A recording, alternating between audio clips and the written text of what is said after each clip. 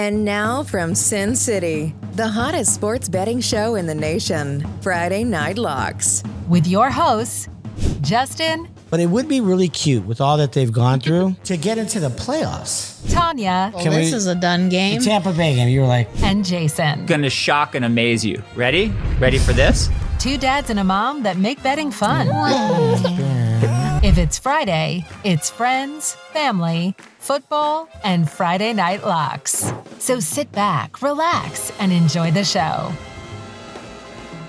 Welcome back to another episode of FNL. Bet you didn't think you'd see us again. We are post Super Bowl. Post Super Bowl. What a Super Bowl. And I'm going to let you guys chat for 7 seconds. What'd you think of the game, Jay? I really enjoyed the game. Huh.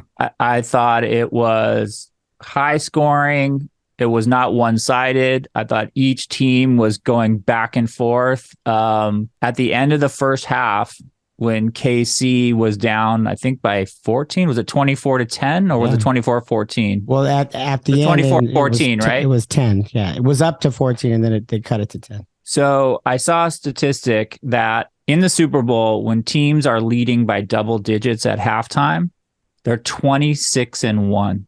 Mm-hmm. So you have to figure that it's in the bag for Philly at that point, right?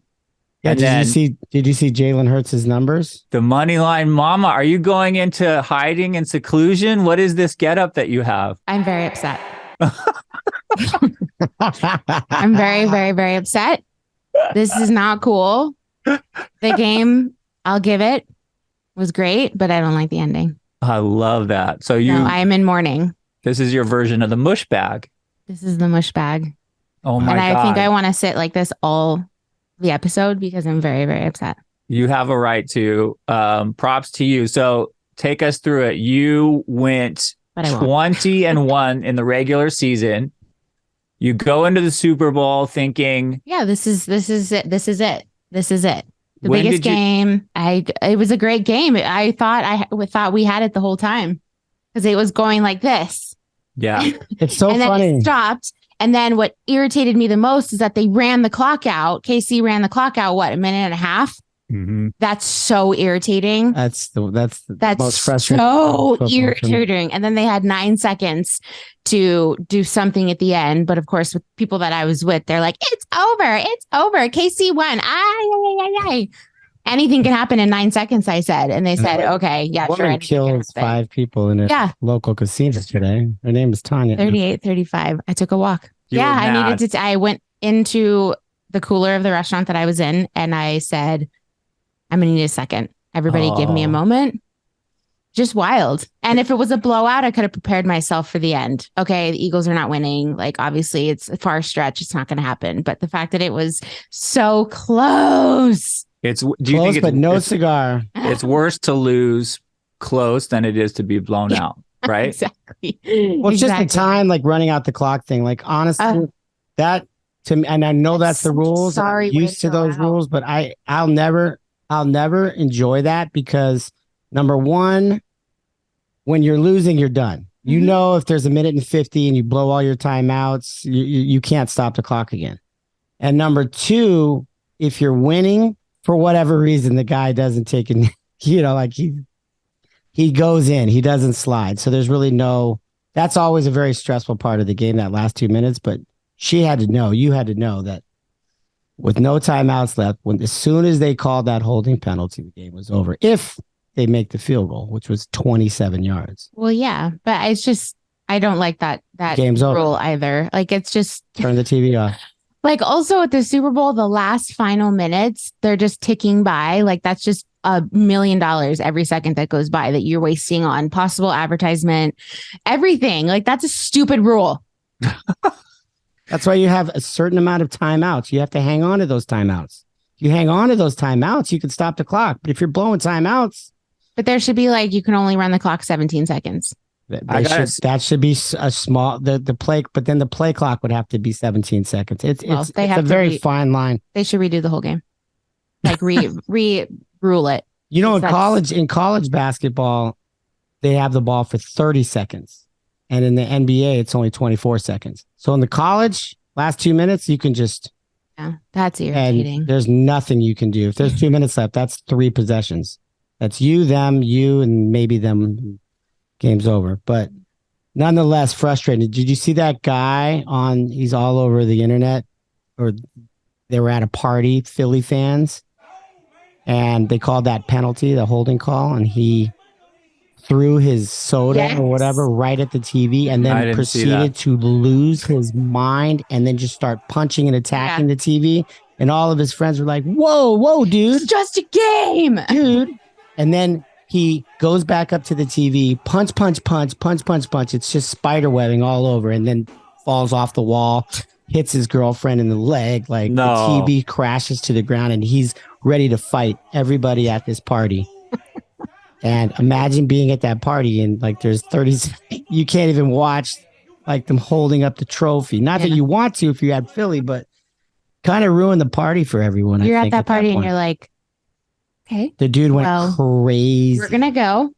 Philly fans are extra passionate. Last week on the pod, we talked about like, what is the one thing before the game starts that lets you know exactly the way the game's going to go? And Jay, when you said, when Tampa won, you saw Tom Brady walking the sidelines, like with death in his eyes, like, and you go, this game doesn't even need to be played. Because I know when I saw Nick Sirianni crying at the national anthem. Oh my God, that zoom in shot. I thought this guy wants this game so badly. He's so in it. I go, I think Philly's going to kill the Chiefs, but I was wrong.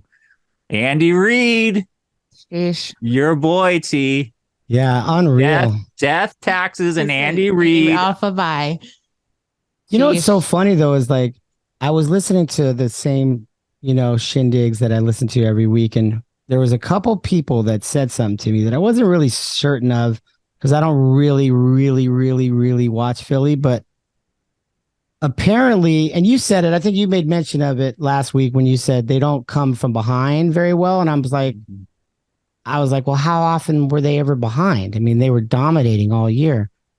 But then a couple of times I'm in the car and I hear Philly's going to get out to a fast start in the first half.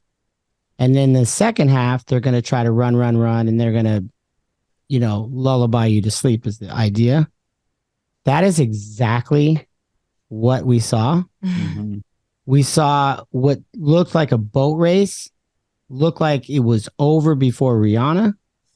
And then Mahomes, dude, he got his ankle twisted and tweaked. I thought that was it. So he was agonizing on the bench and proceeded to throw 2 more touchdowns after the 2 that they threw. And then the Jalen Hurts fumble, that was the ball game that picked the pickup for the touchdown. Jalen Hurts played amazing. That fumble was a killer. Yeah. It was just a killer, and they could have been up by, I think, 3 touchdowns if he doesn't fumble that. And instead, KC comes back and ties it.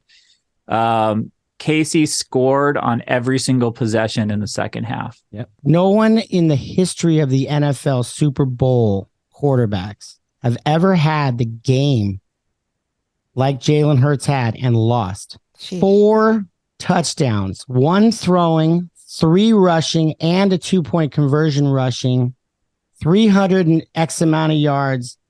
And if you look at that stat line, that one fumble kind of was the demise, but and the penalty at the end. But I mean, it was a hole. Just sad. I don't know. Yeah. Not sad, but I mean, listen, we all want this kind of game, but these 2 quarterbacks put on a show. Yeah. It was such a great game. We were all texting with each other and just saying like, wow, it's going back and forth and back and forth. I was most disappointed, I think, in Rihanna.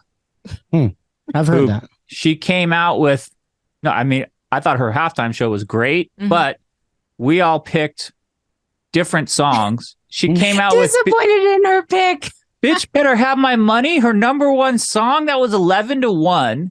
How did she do? That was the last song that I would have picked. I would have never thought that she would. And they bleeped the bitch part of it. Yeah. I don't want to sound like I don't know what I'm talking about because I don't. What was the first song? Bitch better have my money. Oh, it was. I thought you said it was at the. Oh, Not to mention the intro was like so quiet that you're like, uh-oh, audio's off. The place where I was at, I was like, audio's off. Uh-oh, audio's off. Because it was so like a quiet intro. I thought it was cool the way they had her on those platforms that were up in the air. It was amazing. That was a cool thing they did. I thought she did great. And you forget how many hits that she has. Ridiculous. And she looked quite pregnant. Yeah. So, that was a surprise for everybody. Props to her. But okay, guys, sorry to do this. Moneyline Mama and your significant other sitting next to you, Eagles. Fly Eagles. That hurts. Yeah, fly Eagles. Fly away. Go away. Fly off into the next land. You know what else you said last week? Who? Jason? Very rare does that wire-to-wire team. Yeah. There was just so many. And I said on this pod last week, if you bet Philly and they lose, you're going to sit there and say, why didn't I bet Kansas City? It was so easy. If you go to the window and you go, let me get Kansas City to the over for $1,000. How easy is that?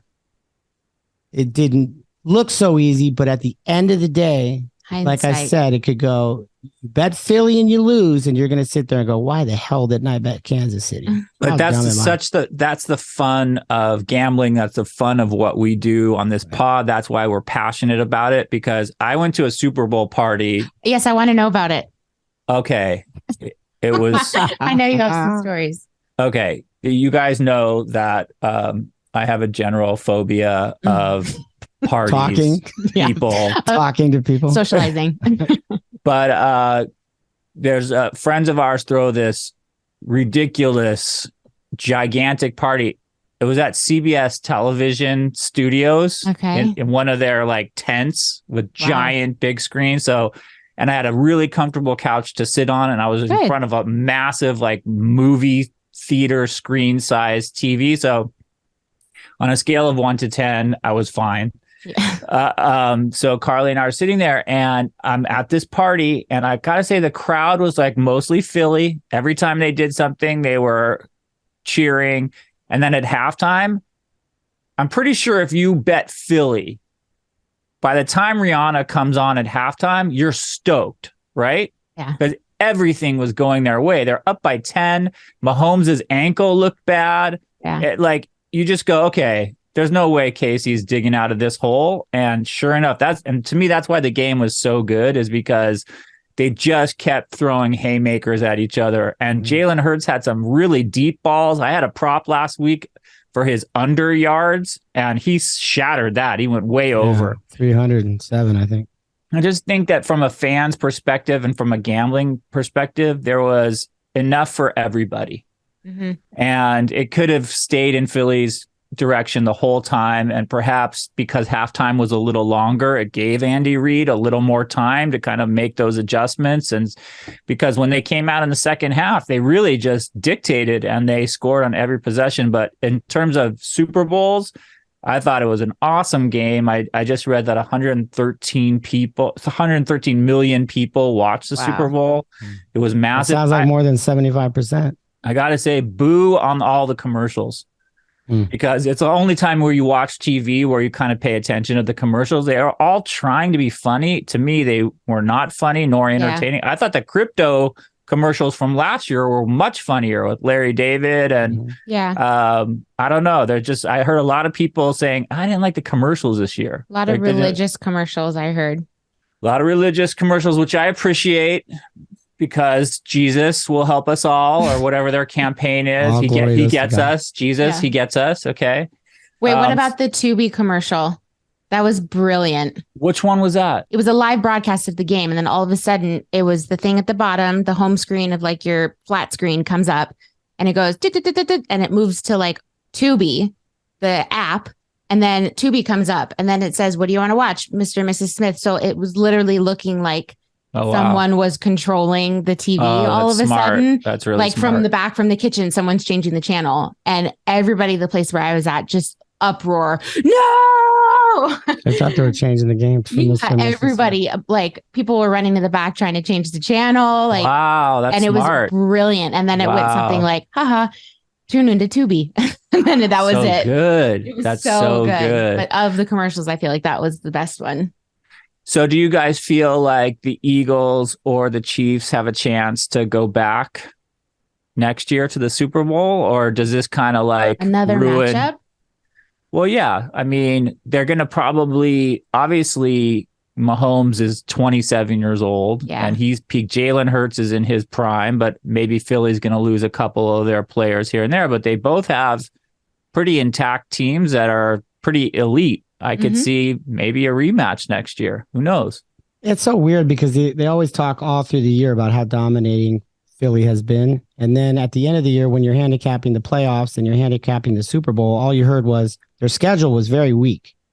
They had a weak schedule. You know, right. There was a rundown the other day on the quarterbacks they played.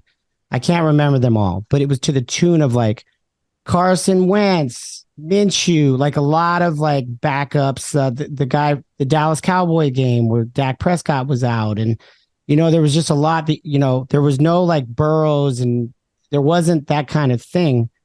And then they lose the game. So this year they're going to have a first place schedule. So for them, I think it might be a little more difficult. I think you'll probably see a Chiefs-Eagles game somewhere in the season just for like the rematch. They always seem to do that. And Dallas, you know, might be better and who knows. But KC proved a lot without Tyreek Hill to, you know, when everyone thought they lost Tyreek Hill, that they were done. And to win a Super Bowl without that guy, when your quarterback's got a broken ankle, Chiefs are pretty impressive, and they just seem to get it done. So I could see the Chiefs getting back. It's not next year, but yeah, I think they're approaching the dynasty status for sure. So you think the Chiefs are in better shape, personnel and schedule wise, to try to make another run at it? I know that Eric Bieniemy is going to be a head coach somewhere, they said, and the offensive coordinator for Philly is going to be the head coach of the Indianapolis Colts. Yeah, he got hired today. Which I'm sure there's enough good guys to plug back into those the youngest roles. Coach in the NFL. How many times has the Chiefs been in the Super Bowl in the last 5 years? Three, right? Yeah, and they've won 2 of them. They've won 2 out of 3. They have 5 back-to-back AFC champions. Yeah, I mean, like you said, Andy Reid, you know, they always talk about experience, and like that halftime, they always say that the team with the less experience at halftime kind of kills you, and the team with more experience has more time. And I think that's exactly what you saw. I think they maybe took a little bit longer halftime because of Patrick Mahomes. You think so? I think they were in the locker room and he was like, I just need 5 more minutes, like for his ankle situation. I don't know. You know the name of that stadium? You could be right. State Farm Arena. Oh, so he can pretty much do whatever he wants. That's the did name. You guys hear about like this grass that they planted specially for the Super Bowl? It cost them $800,000 to grow this crazy grass. They called it. The guy who grew the grass, his nickname is the Sod. The Sod Father. And I guess he's known for creating like new types of grass by interbreeding grass types or whatever. He's like all into grass. And I guess he had some special grass created for some golf courses. So the NFL goes, we want the Sod Father to plant new grass in Arizona for the Super Bowl. Now, I don't know how much you guys saw. The players were slipping and sliding everywhere. They had to change their cleats because they couldn't dig in. The place kickers were like slipping. And the players after the game said it was like running on top of a water slide. Whoa. So Sod Father. Sod Father better get a better warranty. It's not the turf, or it's not the surface you're used to, I guess. I mean, that's crazy. Wow. I mean, yeah, a lot of squirreliness with that Sod Father. So obviously the Danas over here were on Philly and you were on Kansas City. Correct. But do you feel like the game was so awesome because you got to watch your ticket come in with the comeback? No, the whole game. Would you have felt the same way if you had Philly? Because I don't know how I would describe it as awesome. I think it was awesome because it wasn't a blowout. Mm-hmm. It was interesting the whole time. And again, I had a ticket for Philly that was going to pay me much more if Philly won than KC. But again, it's so funny because I had that pride of, no, I put KC out on the pod. Like I wanted KC to look like I know what I'm talking about. Yeah. No, I just as a fan, I couldn't believe the way they, Philly tied it up 35-35. Like they were just doing these, like, you keep going, oh my God, or Jalen Hurts would throw like a 4th and 19 and he hit Dallas Goedert or whatever. And you'd be like, oh my, how did he pull that off? Yeah. And then you thought Mahomes' ankle was broken. And then he comes back and he does his thing. It's just like on both sides, there was enough, oh my God, moments for me where I go, we haven't had this high scoring Super Bowl in quite some years. Oh. And it was really like, just as a fan, I was like, damn, this is a great, great game. How many Super Bowls the past couple years have him and I looked at each other and gone, this is so boring. No, the Rams, for sure. Rams Tampa Bay was the worst. boring. Was the worst thing I've ever seen in my life. Not to mention, I think I was on the over in that game. Right. Yeah, and then the Rams scored. Right, the Rams scored 3 points. But I will say, in terms of your question of did I like the game more because I picked the winning side, I will credit the Moneyline Mama for my pick because, as I said on the podcast, I'm proud of my handicap from last week because I based it all on T saying death, taxes, and Andy Reid. That was my whole handicap. And I said signal versus noise. And noise, Eagles, noise, noise. Where's my signal? Where's my North Star? So I did that. It could have gone either way. Mm-hmm. But I think when you win the Super Bowl, it helps your off-season demeanor. Sure. Like you're just a little happier waiting for the next season. A little pep in your step. Little pep in your step.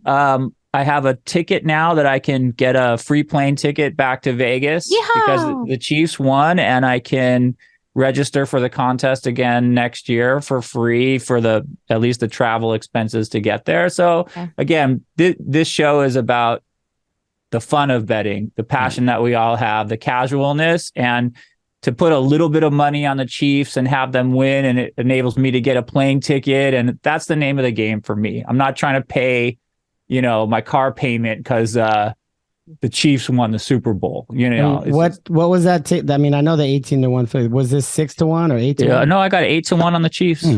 8-1. Wow. I saw that your post about Mattress Mac bet $4.5 million on the Eagles. Mm-hmm. So he's given a little bit of money back because he had who did he have? Dallas, right? He had Dallas Cowboys. Oh yeah, he's a Texas guy. But did you see Drake? Did Drake come out for? There's a site. There's a site out. No. There's a site out here that I won't mention their name because they don't pay me. And this kid posted a picture of Drake's bet. I guess Drake, does this gambling thing. He plays roulette and all that. He's a huge gambler. Okay. And he said, I'm rolling with Drake tomorrow. And then you can see in the corner, he had $700,000 money line Chiefs. How much is money that line Chiefs? Wow. I think it was probably one because I think the game was going to go off at like 1 point. So I think it was probably a little better than even money, but not much. Either way, $700K. Yeah. Like here on the Chiefs. And apparently, if you follow Drake's Super Bowl bets in the last whatever years and his NBA, like even in the NBA finals, he'll make a prediction and he's, I guess, like the follow Drake autoplay. Okay. Something to think about. All right. So follow $700K. Drake. So I like the stat that we talked about last week that before Kansas City won, 9 out of 11 teams had won wearing their white jerseys, which seems so stupid, but now it's 10 out of 12. Mm-hmm. So let's all kind of make a mental note that next year when we're talking about our Super Bowl picks, pay attention to who's wearing their white uniforms. Yeah. And pay attention that heads and tails, it was a runaway for heads for years. And I want to say the last 3 years have all been tails. Wow. I know because I've always been on the, not always, but the last been on the wrong side of that coin, if you will, to phrase a point. So I thought it was a really fun Super Bowl. I thought all of our handicapping last week was great. Jay, you hit a couple props. Moneyline Mama, you still finished the year 20-2.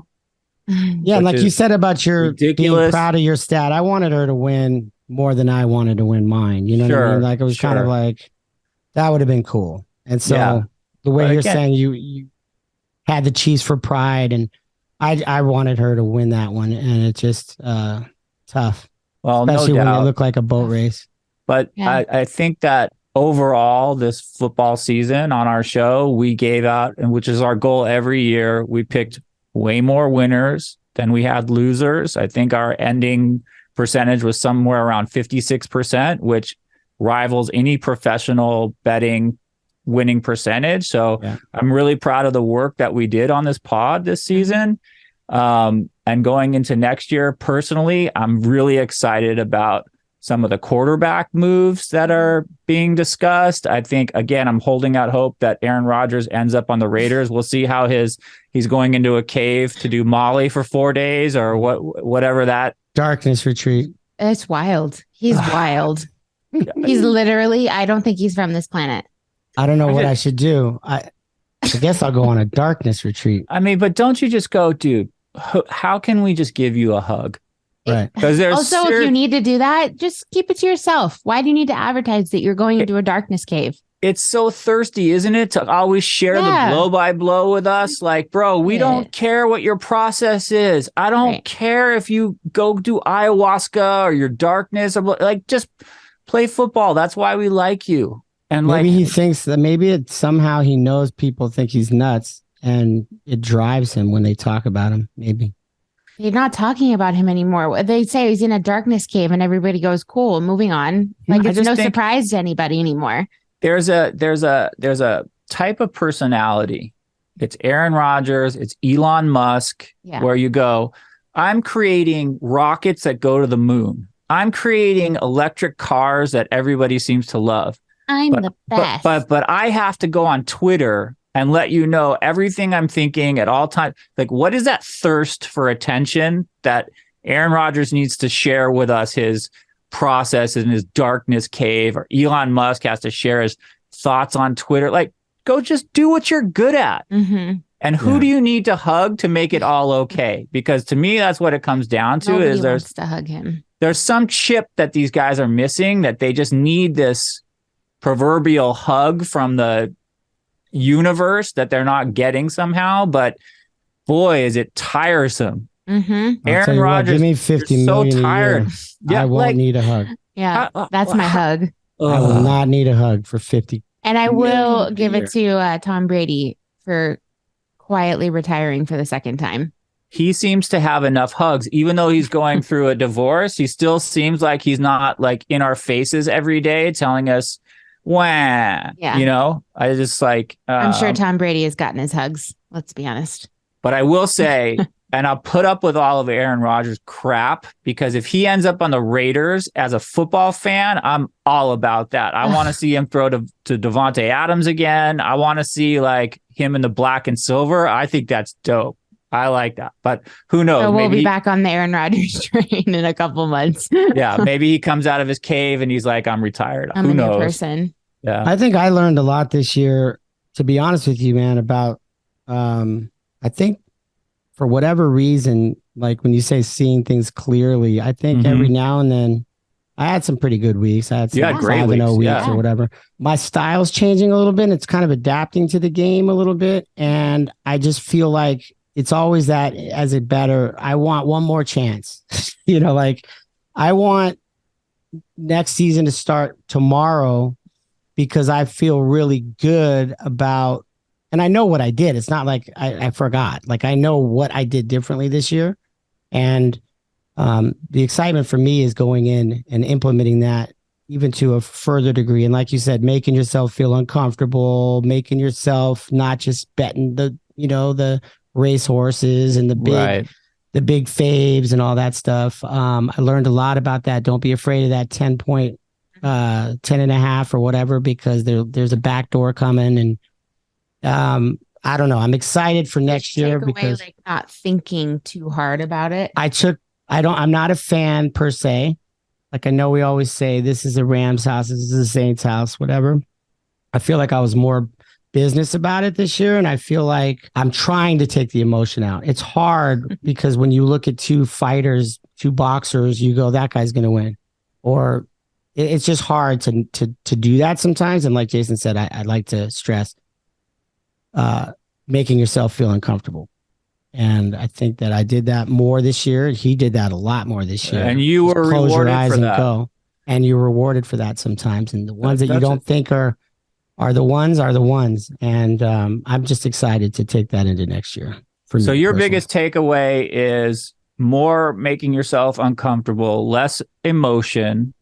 And that worked out for you. T, what's your biggest takeaway from your betting style this year? Did you do something that you hit on like privately, like, oh, okay, I'm better with this kind of team or that kind of team? Or I know, like, again, whatever you were doing, I wouldn't change a thing, right? Because the proof is in the pudding. But do you have any insight into how your style was this year? I think kind of what Justin was saying, take the emotion out of it, also goes hand in hand with thinking about it too long or thinking of every single angle that could go right or go wrong. I think I trusted my gut a lot more. And then I just almost like felt the gut and then closed the book. That was it. That was it. Don't think about it again. That's it. That's your choice and just run with it. So, that's the hard part about the 6 days leading up to Sunday football is that you start hearing all these different things and every day you wake up and it's something different. And I just kind of threw it away every time. I don't know. I also doing my research collectively for 12 minutes and then picking again, not exhausting it, not picking it apart and coming out with, I'm so stressed. I'll just go with this one. So that's just kind of what I took away. But I love that. And also just thinking about like the, which is funny, taking the emotion out, but thinking of the emotions that the team is probably feeling in that moment or coming off of a bye or how exhausted they are or what the morale is or if they have a showboat on their team or things like that. So putting all those things together and then throwing it away. That's great. I know like one technique that actors use is when they start a scene, they kind of have to recall what was my character doing in the previous scene. Yep. Which is kind of like what you're saying is what emotion are these teams coming into this game? Have they come off a big loss? Right. Is this a rivalry for them? Like, what are they feeling? That's great insight. And also, I love what you just said about there's so much information. There's so many experts. There's a million podcasts. There's a million websites. There's a million people who are going to tell you which team to take and why. And you can talk yourself out of 100% your gut instincts, right? 100%. Or you can read every single one of those and go, that makes sense. Or you could say, I didn't know that about Philly on the road. Yeah. That guy seems to know about it. So then It's too much. I might not have done the research or I might not be prepared. So I'm going to run with what that guy says. And there's a million,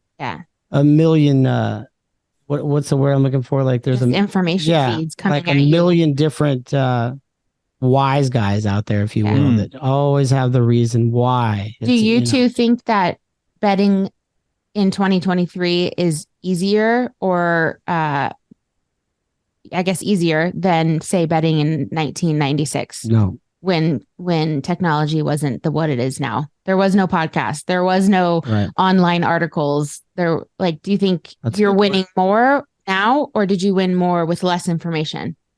I think the analytics changed it. I think that, when the day that Todd Gurley slid after a first down instead of walking into the end zone, and now that's changing the game and how they perceive things. They don't care about the point spread. They just want to run the clock out and win the game, which is exactly what you saw in the Super Bowl. Checo took a knee at the 1. Smart kid. Mm-hmm. He goes in there. They're up by 7. So you think, hey, but then if Philly scores, then there's overtime, then there's more time on the clock. So the rules have changed. That's made it harder for me per se. Not necessarily the information flow coming towards you. What did you guys have in 1996? We had ESPN.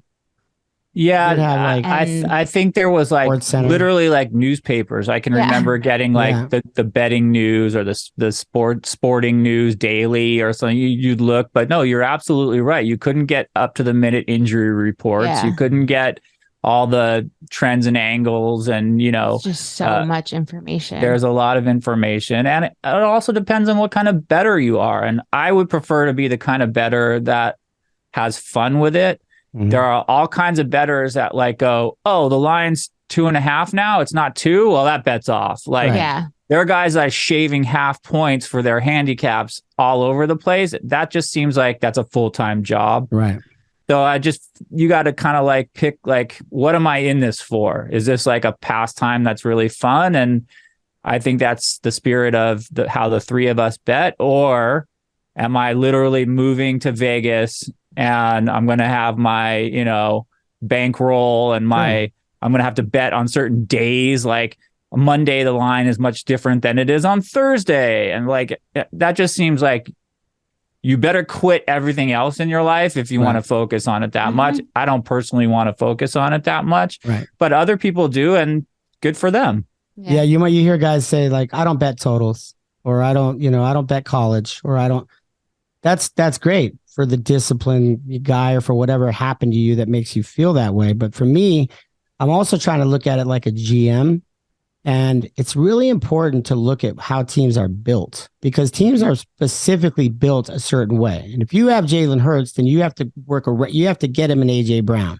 You have to do those kind of things. And if you really look at the way Kansas City's built, they're built to absorb blows, hang in there, and then they make their move. Just like a horse race. The guy's just laying back. He hits the turn, boom, he's gone.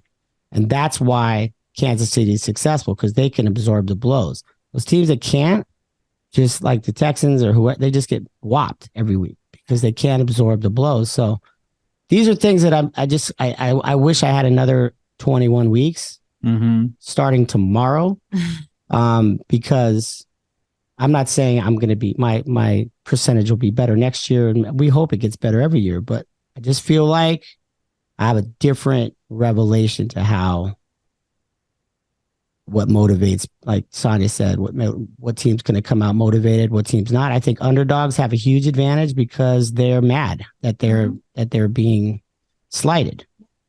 And I think almost being a favorite puts pressure on you because that's saying that you're better. Yeah. And the underdog always has a little chip, and that's why they're the underdog. But I think in like this game, I think Kansas City had a serious chip. I think in the Cincinnati game, they were for sure had a chip because of all the chirping that Cincy was doing. Sure. I think being that underdog gives you more of an advantage than just being an underdog because you have less talent or you have less things around you. So, like I said, I'm trying to see things a little different. I could be wrong. It could be totally wrong. But for me, it works. And always trying to learn. Justin, learning. you got the closest, your score. You did 38-27 Philly. Although it's close, not at all, but Jason and I were under all of that. Yeah, I had 65 points and it was like Crazy. 70, right? 35. But again, for betting purposes, no matter what our score prediction was, we all three said take the over. Yeah. Skyrocket. We all said it was going to be Skyrocket. big numbers. Yeah. And that's what I love about this pod is we are not daily bettors. We're not the guys shaving half point here, blah, blah, blah, blah. We're doing it for fun. And look, we gave out the winning side last week. If you wanted to go with me, if you wanted to go with you guys, if you want to go with all three of us, we said take the over. And we're the casual fan that's having so much fun with betting, but our winning percentage is great. Mm-hmm. And I feel great about the fact that we're sitting here today going, oh, Jesus, what a lousy year we had. And no, I mean, we were really great this year with all of our predictions. And maybe to circle back to your question about what's the difference between now and back in the day before all this information age, maybe the information age is good for bettors like us because we can listen to podcasts that we like to help determine our decisions. We can't listen to sports talk radio or see the injury report on somebody's Twitter feed, which didn't exist. If you look at Adam Schefter, he usually has a pretty good injury report up to game time, and you can go, oh, wow, I didn't know Mahomes was working on a busted ankle. Man, that changes my bet. Whatever that is for me, I like the age of information being a casual bettor because it just helps me make a more informed decision. Yeah, you just have to have a good filter. A good filter. Well said. And Let that be the lesson for the entire season. Short memory, I could say. Short memory. That's right. Yeah. No, but I thought I thought our picks were really good this year. And again, more winners and losers. The real question is, how will you guys spend your Valentine's Day? As we're recording on Tuesday, February 14th. As soon as this kid gets up, he'll let us. You're know. Like, huh? Minute by minute over here. He'll let us know. But we're gonna be together. Yeah. Show the love. Nice. To us, it's always been, a mellow holiday. Yeah. But nonetheless, show the love and the appreciation. What are you doing? For sure. Well, I got Carly some red roses, very traditional this morning. Right. And I'm going to take her to dinner. This, didn't get the tennis bracelet. Where are you taking her? Here's what you guys have to look forward to, because my daughter, texted me like a couple of days ago, and she's like, what are you doing for mom for Valentine's Day? And I was like, oh, is that your passive aggressive way of saying you better do something and you better not forget? Right. Yes. Yeah. So Yes. props to her for keeping me honest. Yeah, that's great. Yeah, but it's a nice day to celebrate each other, and I wish you guys a good day. And On that note, sheesh. Shall we? Another year gone Football by. is never over. Let's remember. Yeah. It's always a forever changing thing. We got Watch new the coaches. tapes. We got new players switching teams and this and that. Derek Carr doesn't look like he's going to the Saints at this point. Either that or he just wanted his $40 million. But as you saw, he waived his no trade clause. So there's a lot of off-season stuff going on. For sure. Combines are coming up. Drafts coming up. So. Football is year round. There's Forever always evolving. something to talk about that affects the betting market, no doubt. I Let's could just not always talk about find Aaron something to Rodgers. talk about. Let me tell you. You don't have to twist my arm. All right, kiddos. All right, y'all. Good season. We'll see you next time. And until then, Always think like a GM. bet on Beat basketball. the book. Bet on Andy Reid, Death and Taxes after a bye week. Yep. Love each other. We will be back shortly. Look for us on our YouTube and everywhere else that you get your pods. Beat the book. Be careful with your money, but it's your money. You do what you want, but be careful. Bet responsibly. Love, love. And as Wyatt likes to say, pa, pa, pa, pa, pa, pa, pa. Bye. Cheers. Thank you for supporting Friday Night Locks by clicking the like and subscribe button and leaving us a review. Thanks again for tuning in, and see you all next week. Good luck at the book.